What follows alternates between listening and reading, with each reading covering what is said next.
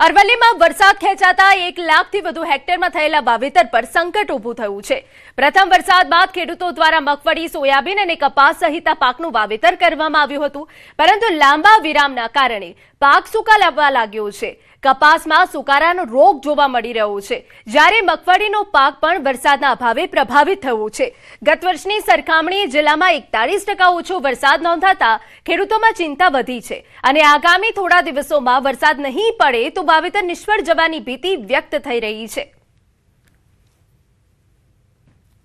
અને મારા ખેતરમાં અત્યારે કપાસમાં જોઈએ તો વરસાદના અભાવે એટલો બધો મુરઝાય છે કે જો 2-4 દિવસનો વરસાદ નહીં આવે તો આ પાક ફેલ જાય એમ છે। જો ખેંચાય તો આમાં બધું અમારો પાક નિષ્ફળ જાય એવો છે, લાખોનું નુકસાન થાય। હવે મગફળીને વરસાદનું જે પાણી હોય એ જ અનુકૂળ આવતું હોય છે।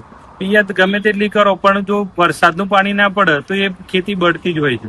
તો અત્યારે હાલ એવી સંકટ ઊભું થયું છે કે વરસાદ પડતો નથી તો જે વાયેલી ખેતી છે એ બળી રહેલી છે અને આના લીધે એવું લાગી રહ્યું છે કે જો વરસાદ આ જ રીતે કરશે તો ખેતી 100% નિષ્ફળ જાય એવું લાગે છે। ઉત્તર ગુજરાતમાં જે પ્રકારે વરસાદ ખેંચાયો છે તેના કારણે ખેડૂતો મોટી મુશ્કેલીમાં મુકાયા છે। અરવલ્લી જિલ્લાની વાત કરીએ તો અરવલ્લી જિલ્લામાં 1 લાખથી વધુ હેક્ટર જમીનમાં ચોમાસાની આશાએ વાવેતર કરવામાં આવ્યું છે। દ્રશ્યો બતાવીશ કે આ તરફ જે મગફળીનું વાવેતર કરવામાં આવ્યું છે તેમાં હવે ડ્રીપ ઇરિગેશન દ્વારા જેનો સહારો લઈ અને ખેડૂતો હાલ પોતાનો જે પાક છે એને બચાવી રહ્યા છે। 1 અઠવાડિયું વીતી ચૂક્યું છે અને આ સંજોગોમાં વરસાદની કોઈ આશા અપેક્ષા નથી, કારણ કે ચોમાસુ પાક માટે અવિરત વરસાદની અપેક્ષા રહેતી હોય છે। આ તરફ તો પાક બતાવીશ કે આ કપાસ વાવેતર કરવામાં આવ્યું છે અને કપાસના વાવેતર વચ્ચે જે છોડ છે એ છોડ સુકાવા માંડ્યા છે અને જે છોડની હાલત આપ જોઈ શકો છો કે જે એનો વિકાસ થવો જોઈએ એ વિકાસ થતો નથી, તેના કારણે જે છોડ હાલ બગડવા માંડ્યા છે। અને આ સંજોગોમાં ખેડૂતોએ આજે મુશ્કેલીમાં મુકાયા છે કે વીઘા દીઠ 5 થી 10 હજારનો ખર્ચ હવે માથે પડી રહ્યો છે। અગાઉ પણ સોયાબીનનું વાવેતર કરનાર ખેડૂતોએ સોયાબીન ઉખાડી અને ફેંકી દીધા છે, જેનું નુકસાન ખેડૂતોને વેઠવાનું આવ્યું છે અને જે વાવેતર કરવામાં આવ્યું જિલ્લાને તેના માટે ખેડૂતો મેઘરાજાને વિનંતી કરી રહ્યા છે કે અવિરત વરસાદ વરસે જેથી તેમનો પાક બચી શકે। હાર્દિક પટેલ, ન્યૂઝ 18 ગુજરાતી, અરવલ્લી। સમાચારમાં આગળ વધીએ તો ભરૂચના આંબોદ તાલુકા ખરીદ વેચાણ સંઘ ખાતે ખાતર મેળવવા ખેડૂતોની લાંબી કતાર જોવા મળી। ખેતીની મોસમ શરૂ થતા ખેડૂતો આજે વહેલી સવારે જ કૂપન મેળવવા માટે સંઘ ખાતે પહોંચી ગયા હતા। સરકાર દ્વારા ફાળવાયેલા 450 ગુણ ખાતરમાંથી 90 ખેડૂતોને ખેડૂત દીઠ 5 ગુણ ખાતર આપવાની વ્યવસ્થા કરાઈ હતી। જો કે મર્યાદિત જથ્થો અને કલાકો સુધી રાહ જોવી પડતા ખેડૂતોમાં અસંતોષ જોવા મળ્યો હતો અને સમયસર પૂરતા પ્રમાણમાં ખાતર ઉપલબ્ધ કરાવવાની માંગ ઉઠી છે।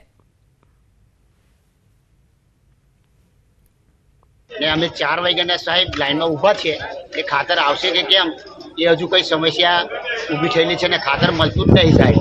તો ખાતર મળવા વિનંતી, કેટલા સમયથી ખાતર મળતું નહીં સાહેબ, આવીને લાઈનો મળે છે, લાઈનોમાં ખાતર મળતું નથી। કાલે ઇફકો કંપનીમાંથી એક યુરિયાની ગાડી આવેલી છે અને આજે આ વિતરણનું કામ ચાલુ છે અને વિતરણમાં જે ખેડૂતો ઉભેલા છે એમને આપણે ટોકન નંબર આપેલા છે અને એક ખેડૂતને 5 યુરિયાની ગુણ પ્રમાણે ટોકન આપીને વિતરણનું કામ ચાલુ છે। એક ખેડૂતને 5। અરવલ્લીના મોડાસા નગરપાલિકામાં સફાઈ કામદારોની ભરતીને લઈને વિવાદ। જૂના કામદારોને બદલે બહારના લોકોને ભરતીના ઓર્ડર અપાતા સફાઈ કામદારોમાં ભારે રોષ જોવા મળી રહ્યો છે। કામદારોએ નગરપાલિકા વિરુદ્ધ મોરચો કાઢી વિરોધ નોંધાવ્યો અને 20 જગ્યાઓ પર જૂના કામદારોને તક આપવા માંગ કરી, નહીં તો આગામી દિવસોમાં હડતાલની ચીમકી ઉચ્ચારી।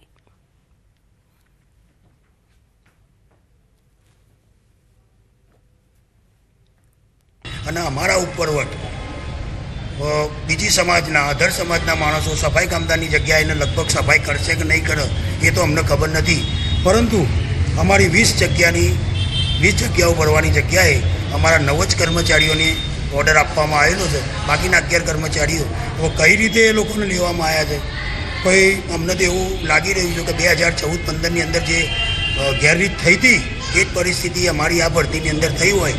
મેં આટલા વર્ષથી નોકરી નગરપાલિકામાં કરીએ, બરાબર, અમને કોઈ લાભ થતો નથી અને અમને એવા ઓર્ડર વાલે પ્રમુખનો ઓર્ડર વાલે છે, અમને નગરપાલિકા કોઈ માન્ય લીધું નહીં એમના માથે, બરાબર। તો અમે જે સાથે મને જે કોમ કીધું અમે કરવા તૈયાર છે, તો એમ મને કોઈ એમનો હક ના મળે, મને કોઈ રજૂઆત કરે તો મને કોઈ ભરવા તૈયાર નહીં એમ। અત્યારે હાલમાં એ લોકો 9 જ ઓર્ડર આલી રહ્યા છે, બાકીના 11 ઓર્ડરો બીજી કાસ્ટના આલી રહ્યા છે। તો અમે અહીંયા એ માટે ભેગા ભેગા બધા થયા છે કે અમને અમારા સમાજને ન્યાય મળે અને કોઈ બી સીધા ગાંધી માર્ગે જવાનું થાય તો અમે અમારી તૈયારી છે. સમાચાર વલસાડમાંથી તિથલના દરિયા કિનારે જોખમી સ્ટન્ટ. દરિયાના તોફાની મોજા વચ્ચે યુવકના જોખમી સ્ટન્ટ. રીલ બનાવવા એક યુવકે જીવને જોખમમાં મૂક્યો. તોફાની દરિયાના સામે રીલ બનાવવાનો ચસ્કો જીવલેણ સાબિત થઈ શકે છે. તંત્ર દ્વારા દરિયા કિનારાથી દૂર રહેવા લોકોને કર્યા સૂચન. જોકે તેમ છતાં સૂચના અનાદર કરી લોકો જ કેટલાક લોકો જીવને જોખમમાં મૂકતા હોવાના બનાવો સામે આવ્યા. તો આ તસવીરો અમે આપને બતાવી રહ્યા છે વલસાડનો આ તિથલ દરિયો કે જ્યાં રીલ્સ બનાવવા યુવકે પોતાનો જીવ જોખમમાં મૂકી દીધો. અત્યારે દરિયામાં ભારે કરંટ જોવા મળી રહ્યો છે અને તે વચ્ચે ઊંચા મોજા ઉછળી રહ્યા છે. આપને જણાવી દઈએ તે વચ્ચે જ પ્રવાસીઓને ત્યાં પહોંચવા માટે પ્રતિબંધ મૂકી દેવામાં આવ્યો છે. તેમ છતાં કેટલાક યુવકો ત્યાં હાજર છે અને તિથલના દરિયા કિનારે જોખમી સ્ટન્ટ કરી રહ્યા છે. જોકે આ યુવકો પોતાનો જીવ જોખમમાં મૂકી રહ્યા છે. સમાચારમાં આગળ વધીએ તો સુરેન્દ્રનગરમાં વધુ એક બાળકમાં ચાંદીપુરા વાયરસના શંકાસ્પદ લક્ષણો જોવા મળતા આરોગ્ય વિભાગ સતર્ક બન્યું છે. પાટડી તાલુકાના ઓડુ ગામના બાળકના સેમ્પલ લઈ તપાસ માટે મોકલવામાં આવ્યા છે. બીજી તરફ જોરાવરનગરના ગણપતિ ફાટસર વિસ્તારમાં રહેતા એક બાળકમાં પણ ચાંદીપુરાના લક્ષણો જોવા મળ્યા હતા, પરંતુ તેનો રિપોર્ટ નેગેટિવ આવતા તંત્રએ રાહતનો શ્વાસ લીધો છે. ઓડુ ગામમાં આરોગ્ય વિભાગની ટીમે દવા છંટકાવ સહિતની જરૂરી કામગીરી હાથ ધરી છે. અમારા સંવાદદાતા અક્ષય વધુ વિગતે વાત કરવા જોડાયા છે. અક્ષય, પૂરી અપડેટ. જી, ચોક્કસથી વાત કરવા તો સુરેન્દ્રનગર જિલ્લામાં ફરી એકવાર ચાંદીપુરા જે વાયરસ છે એના જે લક્ષણો છે બે બાળકોમાં જોવા મળ્યા છે. એક ગણપતિ ફાટસર વિસ્તાર છે ત્યાંના એક બાળક છે જે અંદાજે લગભગ 4 વર્ષનું બાળક છે તેનામાં ચાંદીપુરા વાયરસના લક્ષણો જોવા મળ્યા હતા. તેના બ્લડ સેમ્પલ સહિતની જે છે લઈ અને તંત્ર દ્વારા કામગીરી કરવામાં આવી છે. તાજેતરમાં જેનો રિપોર્ટ આવતા આ બાળકનો રિપોર્ટ છે નેગેટિવ આવ્યો છે. જ્યારે પાટડી તાલુકાના ઓડુ ગામના એક 7 મહિનાની બાળકી છે તેનામાં આ પ્રકારના લક્ષણો જોવા મળ્યા છે. તેને લઈને હાલ આરોગ્ય વિભાગ દ્વારા યુદ્ધના ધોરણે દવા છંટકાવ સહિતની જે છે કામગીરી કરી છે. બાળકીના રિપોર્ટને છે એ આગળ મોકલવામાં આવે છે. રિપોર્ટ આવ્યા બાદ જે છે વધુ વિગત ખ્યાલ આવશે. હાલ બંને બાળકો છે તેની જે તબિયત છે એ સ્ટેબલ હોવાનું આરોગ્ય વિભાગના અધિકારીઓ જણાવી રહ્યા છે, પરંતુ ક્યાંક ને ક્યાંક બાળકોમાં જે છે ચાંદીપુરા વાયરસના લક્ષણો દેખાતા ફરી એકવાર સમગ્ર જિલ્લામાં ચિંતાની લાગણી જોવા મળી રહી છે. બિલકુલ, આભાર તમામ વિગતો બદલ. સમાચાર વડોદરામાંથી સયાજીગંજ પોલીસ સ્ટેશન વિસ્તારમાં નજીવી બાબતે લઈ બે પક્ષ વચ્ચે બબાલ સર્જાઈ. બંને પક્ષો વચ્ચે ઉગ્ર બોલાચાલી બાદ મારામારીની ઘટના બની. આ ઘટનામાં એક વ્યક્તિને માથાના ભાગે ગંભીર ઈજા પહોંચતા તેને તાત્કાલિક એસએસજી હોસ્પિટલમાં સારવાર માટે ખસેડવામાં આવ્યો, જ્યાં હાલ તેની સારવાર ચાલી રહી છે. સમગ્ર મામલે સયાજીગંજ પોલીસે ગુનો નોંધી વધુ તપાસ હાથ ધરી છે. ગુજરાતી વિવિધ પોસ્ટ ઓફિસોને બોમ્બથી ઉડાવી દેવાની ધમકી ભર્યો ઈમેલ મળતા રાજ્યભરમાં સુરક્ષા એજન્સીઓ એલર્ટ પર છે.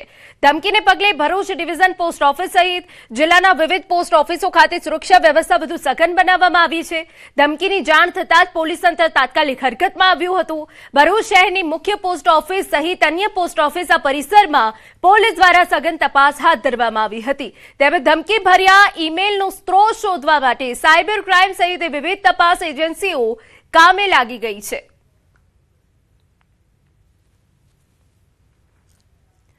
ડાંગમાં એનડીપીએસ એક્ટ હેઠળ પોલીસે મોટી કાર્યવાહી. No drugs in south Gujarat અભિયાન હેઠળ ડાંગ એસઓજીની કાર્યવાહી.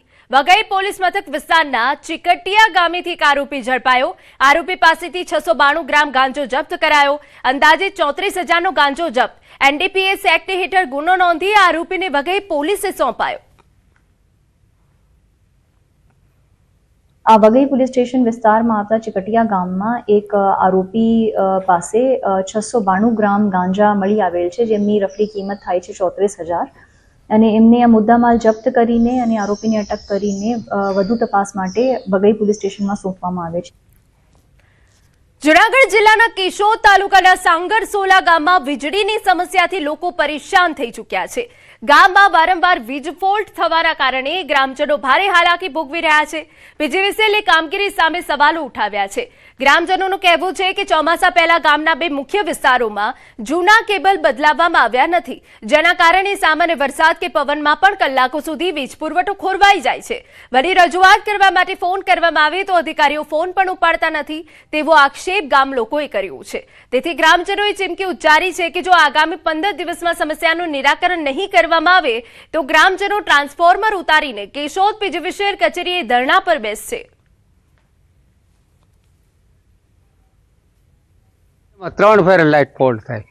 એ લોકોને ગમે તે રજૂઆત કરી તો શું કહે છે કે રિપેરિંગ વાળા બહાર ગયા છે, બીડા ઉપર ગયા, 500 નથી. તો આ અમારે તો માણસો કાંઈ તૈયાર ન હોય, કાજીએ બીનો અમે પગાર નથી ખાતા કે કોઈ અમારી સવાલ, તો એને ફોડ લખવો જોઈએ અથવા અમારી વાત સાંભળવી જોઈએ. પછી આ કેબલમાં 20 આંધા છે, આ કોઈક ખતરો છે, કોણ